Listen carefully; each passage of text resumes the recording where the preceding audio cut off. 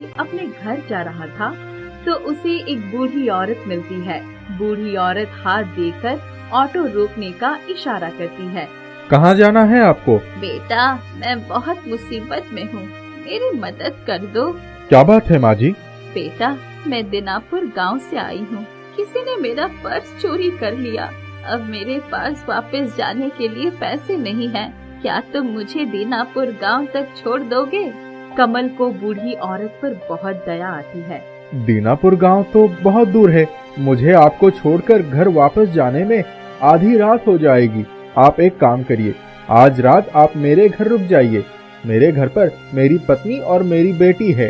लेकिन बेटा, मैं वहाँ। आप चिंता मत कीजिए माँ जी, आप मेरी माँ जैसे हैं। मैं कल सुबह दीनापुर गांव में आपको छोड़कर आ जाऊंगा। पर बेटा। अरे माँ जी, मैं आपके बेटे जैसा ही हूँ, आप घबराइए मत। ठीक है बेटा। कमल बूढ़ी औरत को घर ले आता है। घर पर उसकी पत्नी और बेटी बूढ़ी औरत से मिलकर बहुत खुश होते हैं। कमल की पत्नी बूढ़ी औरत की बहुत सेवा करती है। अगले दिन कमल बूढ़ी औरत को छोड़ने दीनापुर गांव जाता है। लीजिए माँ जी, आपका घर आ गया। बहुत बहुत शुक्रिया बेटा, तुम बहुत नेक हो। आओ अंदर चलो। नहीं माँ जी, मुझे वापस जाने में देर हो जाएगी, मैं चलता हूँ। रुको, अपने पैसे तो लेते जाओ। अरे माँ जी, कैसी बातें करती हैं आप? माँ से कोई पैसे लेता है क्या? आप रहने दीजिए।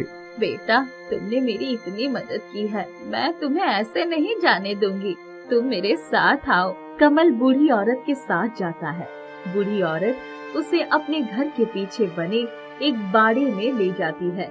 वहाँ एक ऑटो रिक्शा खड़ा होता है। बेटा, ये ऑटो रिक्शा मेरी तरफ से तुम्हारे लिए छोटी सी भेंट है। लेकिन माँ जी, मेरे पास तो ऑटो रिक्शा है, तो मैं एक और ऑटो रिक्शा लेकर क्या करूँगा? बेटा, इसे एक माँ का आशीर्वाद समझकर रख लो। ये कोई मामूली ऑटो रिक्शा नहीं है। मामूली नहीं है मतलब? अरे, तुम इसे लेकर जाओगे तो सब जान जाओगे। पर मैं अपने ऑटो रिक्शा का क्या करूँगा? उसे यही छोड़ जाओ।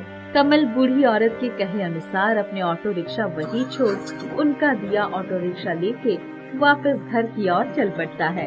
पता नहीं ऐसा क्या खास बात है इस ऑटो रिक्शा में, जो माँ जी कह रही थी ये कोई मामूली ऑटो रिक्शा नहीं है। लगता है कोई खजाना छुपा हुआ है इस ऑटो रिक्शा में। ओहो, आज गर्मी बहुत है, कितनी तेज धूप है। काश इस ऑटो रिक्शा में ठंडी ठंडी हवा के लिए एसी होता। तभी कमल को अपने ऊपर ठंडी ठंडी हवा महसूस होती है। वो ऊपर देखता है तो ऊपर एसी लगा होता है। अरे, ये एसी कहाँ से आ गया? पहले तो नहीं था। कहीं इस ऑटो रिक्शा में कोई जादू तो नहीं है? काश ठंडी ठंडी लस्सी मिल जाती। तभी कमल को अपने आँखों पर विश्वास नहीं होता, क्योंकि पीछे की सीट पर एक बड़ा गिलास लस्सी का रखा होता है। कमल ऑटो रिक्शा को सड़क के किनारे रोकता है और ठंडी ठंडी लस्सी पीता है। अरे वाह, गर्मी में ठंडी ठंडी लस्सी पीकर तो मजा आ गया। अब समझ आया माँ जी ने क्यों कहा था कि ये कोई मामूली ऑटो रिक्शा नहीं है। ये एक जादुई ऑटो रिक्शा है, जिससे मैं जो मांगूंगा वो मिल जाएगा। कमल ये बात अपनी पत्नी को बताने जल्दी जल्दी अपने घर पहुंचता है। अरे भाग्यवान, सुनती हो, हमारी तो लॉटरी लग गई। ऐसा क्या हो गया जी? जानती हो, वो जो माँ जी थी जो हमारे यहाँ कल रुकी थी, उन्होंने मुझे क्या उपहार दिया है। क्या दिया है जी? बाहर आओ, दिखाता हूँ। कमल की पत्नी बाहर आती है तो बाहर एक नया ऑटो रिक्शा खड़ा दिखती है। क्या जी, ये क्या उपहार है? ऑटो रिक्शा तो हमारे पास ही था, फिर ये नया ऑटो रिक्शा की क्या जरूरत थी? देनी थी तो एक कार दे देती। अरे भाग्यवान, यही बात इसी ऑटो रिक्शा के अंदर बैठकर बोलो। क्यों जी, अंदर बैठकर बोलने से ऑटो रिक्शा कार में बदल जाएगा क्या?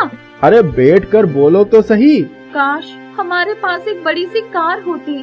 तभी उसके आश्चर्य का ठिकाना नहीं रहा जब उसने वहाँ एक लंबी चमचमाती कार देखी।